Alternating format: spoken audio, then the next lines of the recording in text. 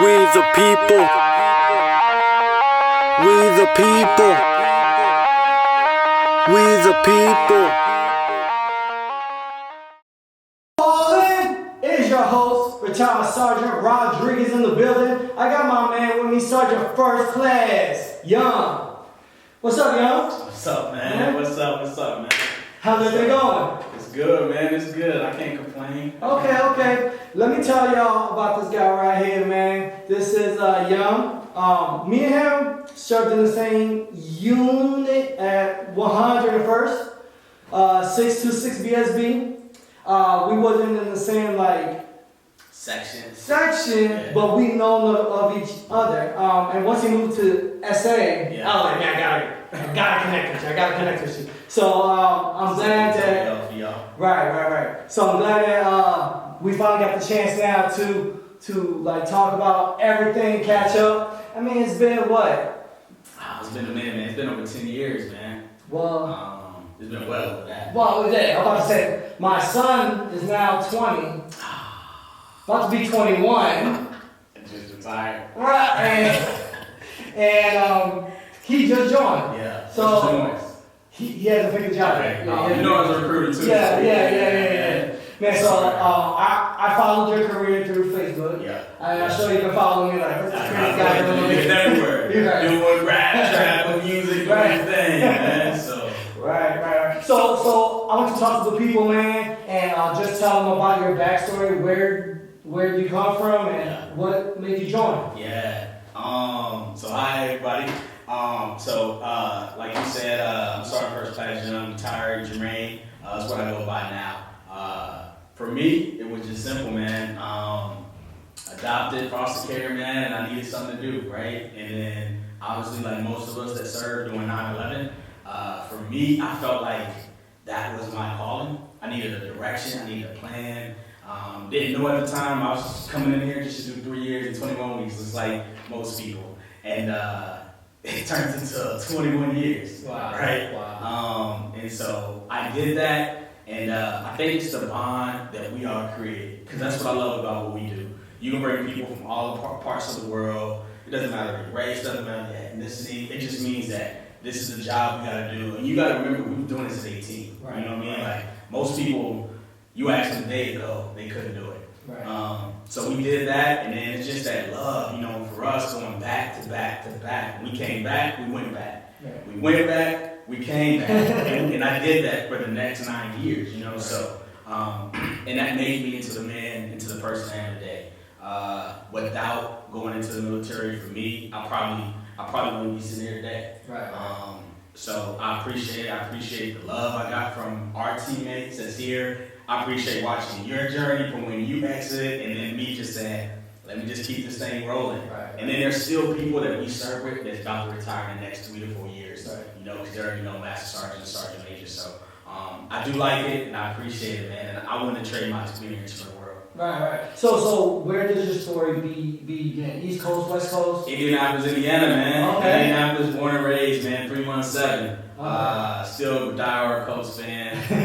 Patience, depending on if they get the act together. But and then obviously benefits and being able to support myself and my family is what ultimately led me to stay here in San Antonio, Texas. Okay, gotcha. So where did you go to basic? Yeah, basic was I did one basic at South Carolina, Fort Jackson. Ooh. I did 2 AITs actually. I was 42 Alpha first. Okay. Because I was in reserve. And then I came back and I said, look, all my people's going into Iraq, Afghanistan, so I wanted to go. So then I went to Huntsville, Alabama. And that's where I did ammunition and explosives at, which is now at Fort Lee. So, that's what I did, man. And then I actually picked to come to Hunter first.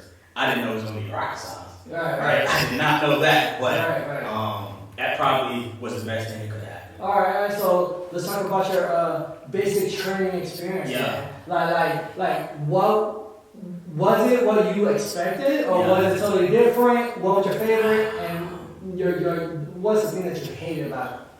I think for me, at first I didn't like it because the structure. Right. It's get up in the morning, which I was already used to. But it's the one person messed up, everybody gets it, and I hate mass punishment. hate it with a passion. So that's probably what I hate. But I understand it as I grow up that we're only the stronger our weakest link, right? And that's not even a person that's really a weakest link. It's really a person that's needing a little bit more love to get to where the rest of the team is. And it's up to the team to grab that person and cover whatever they need to cover and where it go. You don't understand it at 18. No. But you do understand it as you go through leadership positions in the Army that you're like, look, all right, I got a gap here, but let me get my whole team here together, and then let me get them to be able to operate when I'm not here. They can still do what they need to do. Right. So I loved it, man. I wouldn't have traded it for the world. I liked it. Okay, yeah. So in my talk, I spoke about the gas chamber. Like nobody really prepared me for that experience. Even though we went to the class, it was like a 2-3 hour class, and you're really just trying to process all the information. I'm 17 going through this, and I'm just like, okay, like they're just teaching us whatever. I did not expect it was going to physically do it. So when we actually going to do it, I was like thrown off by it. So like now when I look back at it, like the whole take the mask off, I don't think about the scenes the right way. Take the mask off, say your social, say your name, front to back. It didn't make sense, right? Because I'm over there coughing. I remember my seal was broken. I told my drill sergeant, this mask don't work. This is not my mask. But going through it, it's really for you to prepare that things are going to happen and be comfortable, being uncomfortable, and just relax, break it down. We in this thing, you're not going to die from it, right? And then obviously we know the first thing we do when you go to Iraq and Afghanistan, the most important thing that can happen is a biological attack, which will take out everybody. But that was an experience that I wasn't ready for, man. All that smoke and then like snot from people running down there. It was an experience. Right, yeah. I mean, I spoke about it. I was like saying, I was trying to clean my mask and it wouldn't clear. Yes. And bro, when I'm trying to say my name, I'm stuttering the whole time. And then you already stuttered, so they like, say your name, they messing with you. Man, get it out. Right. I was stuttering the whole time. And bro, after I did it, and I tried to clear, it wouldn't clear. I just saw the outline from the door light. And when the door opened, he's like, I'm getting up out of here. You remember all the people that ran out? I tried to run before. And then just threw me against the wall. Stay. And I was last too, man, because I remember it was alphabetical order, man. Well, so, like, I was more in the middle. So you're young, so you were like, I'm always last, man. It's like alphabetical order. That was good. I remember failing at the range. I wasn't the first time going weapons, man. Believe it or not. I went 3-4 times. Matter of fact, remember they was getting stats and awards for people that was passing the first time. Mm-hmm. My drill sergeant was so mad, he sent me to another platoon and I had to get recycled for 3 weeks. I was 3 weeks? 3 weeks. Oh man. My God. No lie, man. Yeah, but it prepared me that it's whatever, man. You're gonna fail at some things. Right. Some people, of course, they might have different tendencies of wanting to hold you back, but how you come out of that is the most important thing. So. Okay. So you graduated 3 weeks behind. Okay. I graduated. Yeah. Man, I had the wrong ring on. The class ring. Right. The wrong pictures. Man, with the wrong class, man. But yeah, Black Lions. For anybody that's at Jackson, that's my home, man. So I graduated and then came back home to Indianapolis. Mm-hmm. I actually worked in the Long John Silver's and finish line, and I was like, I'm just waiting for my 6 months so I can come back to duty. 6 months came. I thought I was coming right back into the fight, and I had to go to Huntsville, Alabama for the ammunition 89 Bravo MOS. So the only good thing was I was a private that was already at MOS, so I didn't have to live in the barracks. Like everybody else, I had a car. That was my first time driving on the highway because I drove from Indianapolis all the way down. Oh, wow. Yeah. Okay. So, what type of car you had? Man, a 1996 Chevy Cavalier. It was a turquoise color. I got it from a buy here, pay here lot that I probably shouldn't have bought it from. Right. I remember, man, that payment was like $306, and I couldn't make that at the time. Man, if I could have that payment today. Right. Man, I would take that car today, man. Chevy Cavalier is my very first car. They don't even make those no more. Right. Mine was the Dodge Neon. Yeah. So, Same family. Okay. So after that, you went to AIT. Yep, did AIT, Huntsville, got my orders. Man, my story, man. They got me again because they never gave me a PT test, and I had honors. Yeah. Never forget it. I had honors, top everything. And then my drill sergeant comes to me the day we about to graduate and says, "Hey, you can't get honors unless you take a PT test and pass." It's like, we ain't been doing PT the whole time I've been here. So, gave me a PT test. Of course, I failed because we hadn't been doing PT. Oh, wow. Like, and I'm 19, man. Like, I need to run, you know? So, yeah, I failed it, man. And he took the honors and said, "You passed, but I'm going to have to take honors from you." So, yeah, it was a hard lesson, man. But Okay. So then after that is Fort Campbell. Fort Campbell, it's my first one, man. My home the next 10 years. 10, wow. I walked in there and I'll never forget it. You remember right outside of reception, you got those tennis courts. Right. And everybody would be there. They'd be like, "What units are you going to?" And everybody's, "I'm going to first, I'm going to second," right? And then I'm going to third brigade. They said, "Oh, you a rock song?" He said, "Yeah." I said, "You go all the way over there. It's a whole group of us." They said, "You guys are different. You guys are about to leave." So I think I was there for not even 2 months. Right. I was already 19 and on my way there, to Iraq. It was my first deployment, man. And I thought I was ready, but you're never ready until you get there, and then you know that you're prepared to go because of all the work that it took for us to get there. So what year did you? 05. Okay, so Yeah. So our deployment was Yeah, your that's the first deployment. one, yeah. Okay. It's So, me. I remember you was there. You was a fueler. yeah. You remember Smith, of course. Yeah. Shout out to Smith, who's Yeah. still in Sergeant Major. Right. Shaka. I remember y'all whole little group y'all had, man. Y'all had just. You guys, who's known as the thug was in there? Y'all was, man. I was trying to get them to do the 3.5 thing, but 3.5 fuel and ammo was really a thing only in aviation. Okay. So Got it. because we was in the support, we fell to the SSA, which the Army should definitely get rid of that. Definitely get rid of that. And then you guys fell to the water dogs, and I was like, man, why are we over here? We're 8 deep. We don't need to be in the SSA, but all classes of supply, I guess, make a thing. But yeah, that was the first one, man. I'll never forget. You was there. We was at Caldwell. Yeah. Yeah, I tell people about that, man. We went to Bob Caldwell. I think we was there for like 30 days. Right. We shut it down, reconsolidated all the supplies, reloaded it, and then rolled into Iraq from Caldwell, man. Right. Yeah. Yeah. At 19, man. Right. I'll never forget it. Like, what are we doing? Right. Like, yeah. That whole deployment process, that's our first time there, so I don't know how things are supposed to go. Man. Right. So but looking back at it now, you're like, we could have did a lot, man. And it was like a redirect mission, if I remember. Right. I remember we were supposed to jump right to where we was going, and then 2 weeks before they said, "No, you guys are gonna shut this base down." And we got there, and we was just like, "This is Iraq? Like, what are we doing?" I remember Haskell, I remember living in those buildings. And then they said, "No, we're just here temporary." And then, of course, me being ammo, I'm out there all day, sorting through ammo, good, bad, segregating, getting it back in line, getting it back in a working condition, reloading, repackaging. We was out there long hours. But it didn't deter us. We had a job to do, so we did it, and look at where we at now. So. Man, well, I can't complain too much. We really didn't have a job. We really didn't have a job, especially while we were in the States. We really didn't have a job. Unless we're going to the field, just doing our truck maintenance and whatever.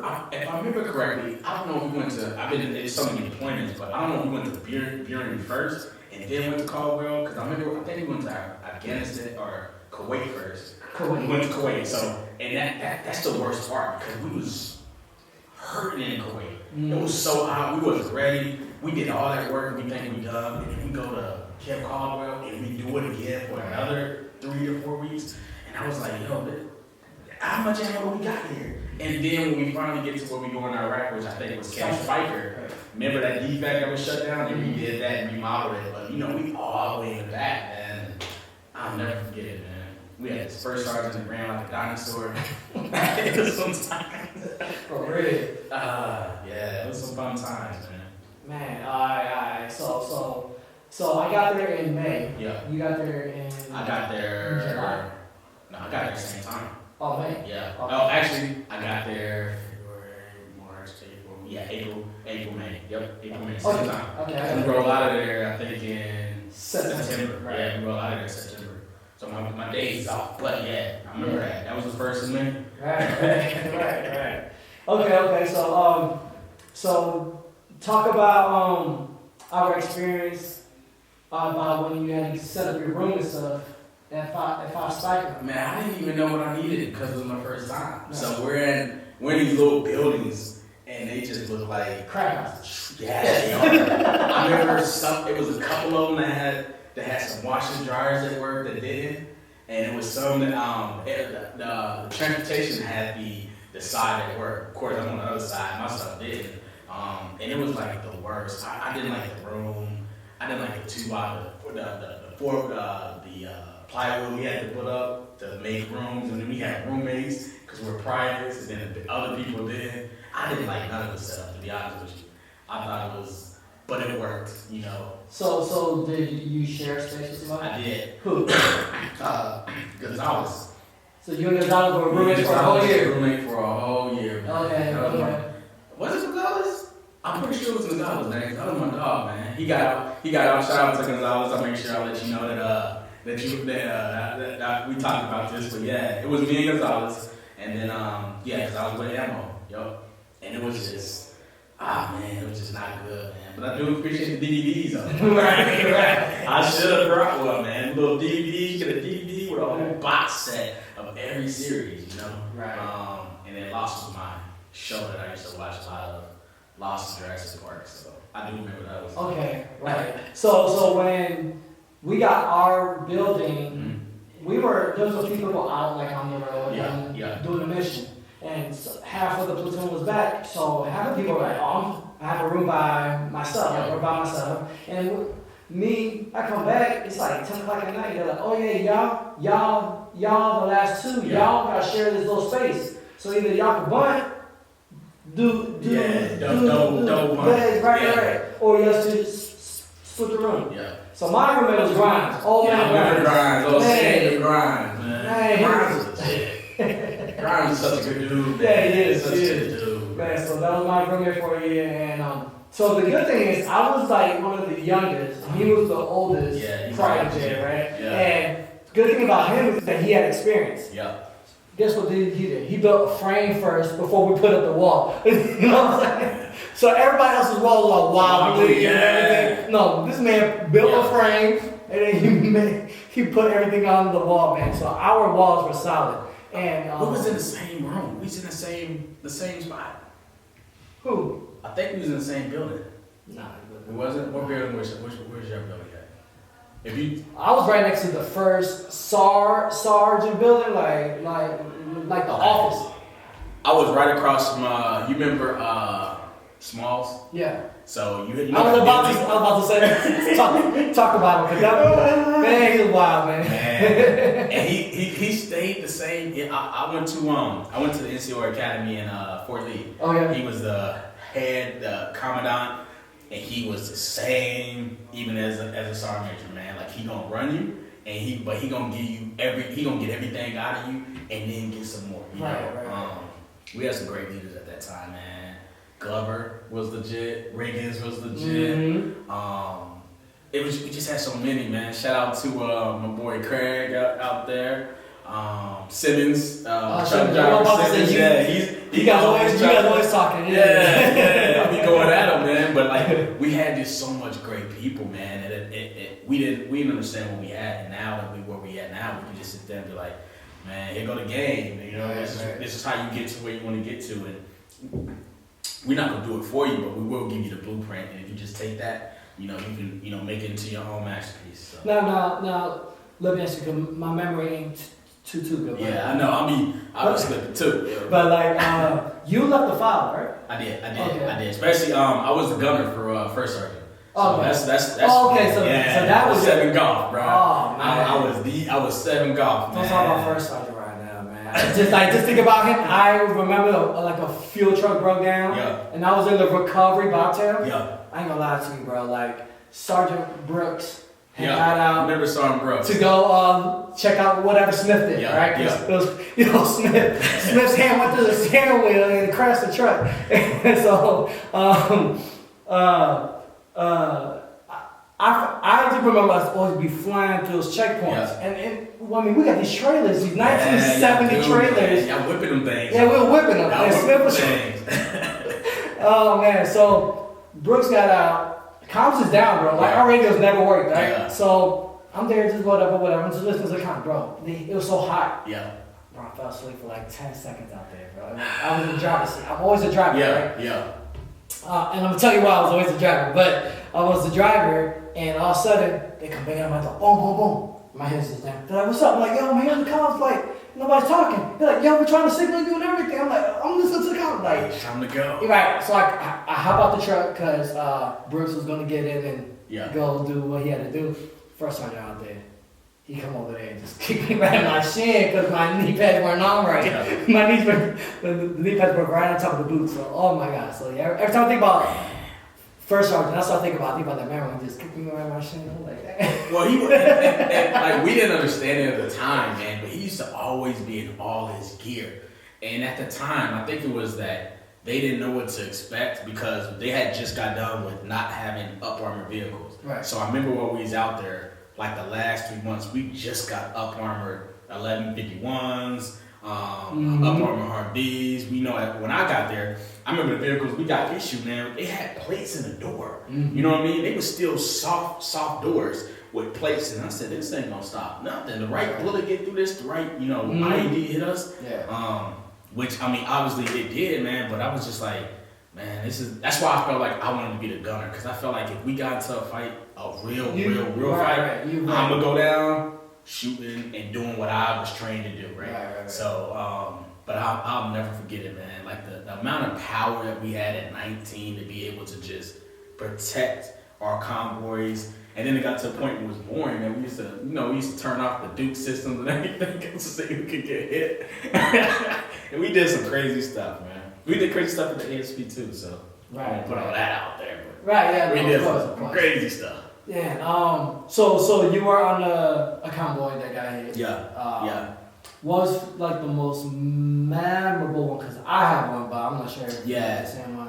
Man, I got so many, man, because I've been there so long, man. Like, I think today, like when I look at it now, like at the time, I could have told you step by step of what we did, but then day after day after day of spinning up, spinning down, spinning up, and then it intertwines with Iraq and Afghanistan, because Iraq is more flatter. Afghanistan is more mountains, so you can go 15 miles and end up 17 hours trying to get out there because of just the level of stuff that can happen on that 15-mile trek.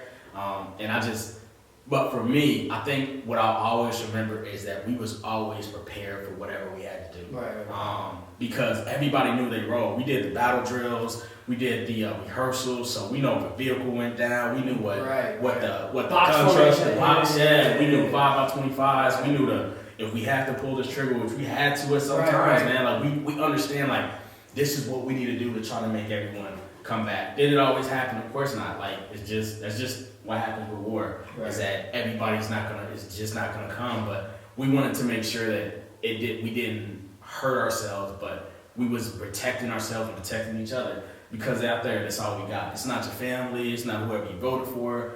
None of that matters. The only thing that matters is the people that's in that convoy that you gotta trust, man. And you trusting 22, 23-year-olds lead convoys of trucks that are 50 trucks or 25 trucks that are spread out the field. We trusting brand new LTs to be able to talk to aviation, to give us air support and everything else. Like, there's so much stuff that go into that we just had to figure out on our own. So. Now, speaking of LTs. Yeah. Was your LT good? Man, I had so many LTs. No, I'm talking about that. At that time? That deployment. Was yours the Asian guy? Was he? I don't really remember who my LT was. And it's not that I don't remember, it's just that I didn't interact with my LT that much because the FOB is here and then the ASP's all the way out here. Ain't too many people coming out to the ASP to see us. Exactly. But as I got more involved in leadership, then I understood, what the role of the LT. But to me, the LT was just there. I cared about the non-commissioned officers because that's who trained me. Right. So, but I will say that if I did everything I had to, I have to give that LT credit because I'm here today and I'm a direct reflection of everything they prepared us for.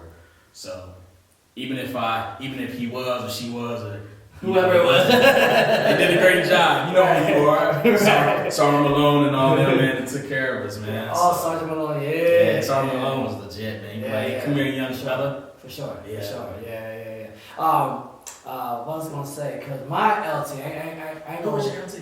She was that girl. She probably came out her room probably 5 times the whole year we was there.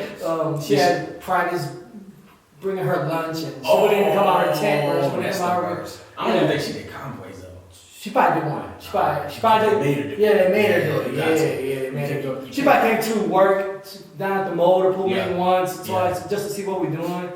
I'm like, we changing tires all day. That's what we're doing. You know what I'm saying? We over here, what we doing? All we do is inspection. Be able to come back, be out there. Right. Yeah, it was good times, man. Yeah. So after Fort Campbell, okay, so you went on that deployment. How many more deployments with them? 3 with 101st, 3rd Brigade, Rakkasan. Okay. And I thought I was done. So like most people, I was like, I'm leaving. And I want my assignment to be Hawaii. So I got Hawaii. As soon as I get to Hawaii, man, literally I'm on orders again to Iraq. They cancel them. And then they shipped us, they reflagged us for Afghanistan. Oh, wow. So I did my first 10 years on the spot was literally Iraq, Afghanistan. 12 months. But that's all I knew, man. And I got tired of it, man, because I was like, it was cool at first because, you know, the adrenaline, and then you just start getting complacent. Like, you really feel like I operate my best when I'm deployed because it's the battle rhythm and I'm used to it. So what I did is I volunteered to be a recruiter, and the Army had already pretty much told me that, hey, you deployed too many times, you have to do something different. So I volunteered to be a recruiter, man, and that set me on the path I'm on today, I think. So how was that experience? I loved it. I loved it. At first I was like a little shaky, but I went back home to Indianapolis, Indiana. Shout out to Bob Hotel Tango if you're recruiting. So I went back to Indy South. I had the same area, high schools, everything that I joined the Army in, I went right back. It's like they planned me 10 years later and said, here you go. And for me, I was like, this is a playground. At first I had to, maneuver, understand the language, understand how to explain what we offer in the Army. Because I could tell you combat, but I could not tell you operational and strategic. Right. So as we're picking jobs, just like your son, right? At first I couldn't tell you what job would fit the person because I didn't really understand it. I only understood where if you want to combat, that's it. As I started understanding and taking the layers out and understanding who I am, I realized that everybody picks their job based off of what they like. Some people want action. Some people want, they have a career, like they might be medical, but they want a little something different. So they might want a special forces, or they might want to come in as an officer, or they might want to come in as a warrant officer and do flight. So for me, it was just figuring out what that person wanted. After I got that, it was smooth. Like I had so many recruits and so many people I was enlisting. And it wasn't that I was doing anything special. I literally was just explaining to them what we offer and how what we do for the Army can help them get on a path. That's how I realized that 3 years and 21 weeks is the only minimum that you need to do to be able to get 100% of your post-9/11 GI Bill. Right. Don't have to sign a 6-year contract. You can do 3 years, 21 weeks, long as the job allows that, So that's all. But I loved it, man. I loved it. 4 years of that, though. So let me ask you this. Compared to your recruiter, Yeah. do you think your recruiter failed you? He did not. He did not? Nah. He prepared you 100% of what? To the best. Because it's also 05. Right. So we're talking, like, I enlisted really in 04. So right. at the time, it's like, look, like, you got to really want to do this, and these are the jobs you want. But when as a recruiter, I felt like I gave every option for everybody I put in. If he was going to join, I would find somebody if I didn't know, so you can talk to him, so you understood what you were getting into. Okay, so you try to inform them and keep it I always 100. do. I have to because we understand. Like, I'm not saying like if I could do it again, would I did ammunition? I don't know. If I could really do it again, I definitely wouldn't. I probably would have did firefighter. I probably would have did medical. I probably would have did something that was a little different, Right. but you got options in the Army, right? You don't have to stay in. Just like, you can do your time and get out. Mm-hmm. Everybody that comes in is not going to finish and do 20 years. It's just not possible because it's just people find other stuff that they like. But I'll tell you this though, when you sign the first contract, that's on us. That's on the Army. That's on the recruiter. Once you re-enlist, you drunk the Kool-Aid. Now that's on you. Right. Especially when you get a 40, 50, $60 million or $60,000 signing bonus. You can't complain. You got to buckle down and say, now that I've given you this, what do I take away from the Army? For me, it was education. Right. For me, I walked away with my bachelor's and my master's, haven't touched my post 9/11 GI Bill. None of that's possible without us going through the experience that, get us to where we are today, though. Okay, cool. We the people. We the people. We the people.